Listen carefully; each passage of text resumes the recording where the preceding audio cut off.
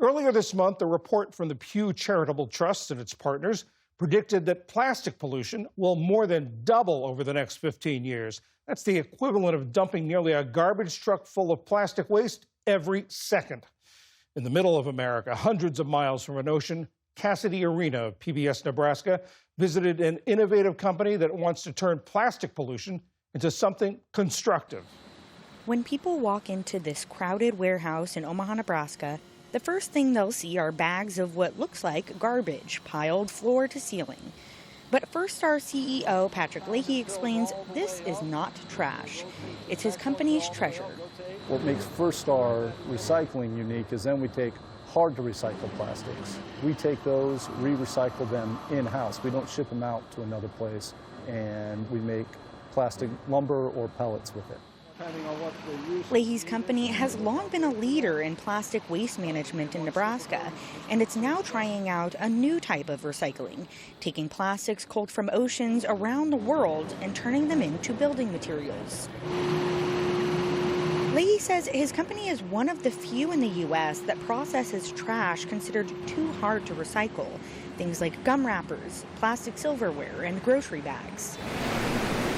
4,000 miles across the Pacific, word of Leahy's innovative business impressed the Center for Marine Debris Research, or CMDR, at Hawaii Pacific University in Honolulu. It specializes in cleaning the oceans of plastics, including discarded fishing gear. Every year, they collect nearly 200 tons of it. And the trash is not just from the waters off Hawaii. It comes from all corners of the globe, including a debris field known as the Great Pacific Garbage Patch, located roughly midway between Hawaii and California. It's the largest accumulation of floating ocean plastic in the world. The plastic pollution problem in the ocean is transboundary. It's impacting every single ocean. Jennifer Lynch is the co-director of CMDR. She says it's going to take many more efforts like this one in Nebraska to turn this plastic crisis around.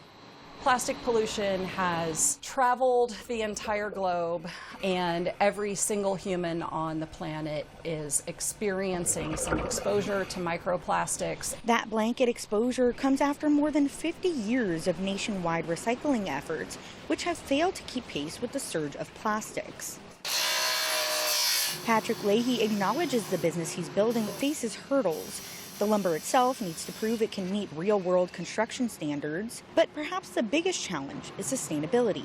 Do the upsides of recycling plastic in Nebraska justify the costs and carbon footprint of shipping from Hawaii?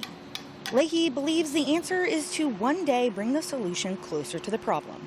The hope being if we can show that this is successful, we can start a similar kind of plant there in Hawaii where they can just process it on site.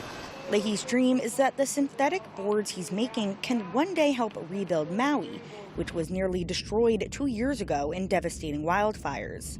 It's always about the quality of the product.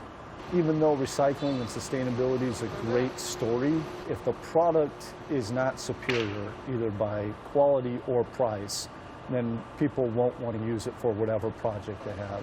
He told us his quest for now is to prove his lumber is up to the task and that a state from the Great Plains can play a role in cleaning up the world's oceans. For PBS News Weekend, I'm Cassidy Arena in Omaha, Nebraska. Hey, just a minute before you move on, I want to say thank you for watching and for supporting us.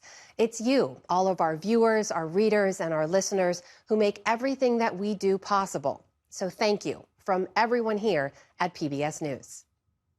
Support journalism you trust. Support PBS News. Donate now, or even better, start a monthly contribution today.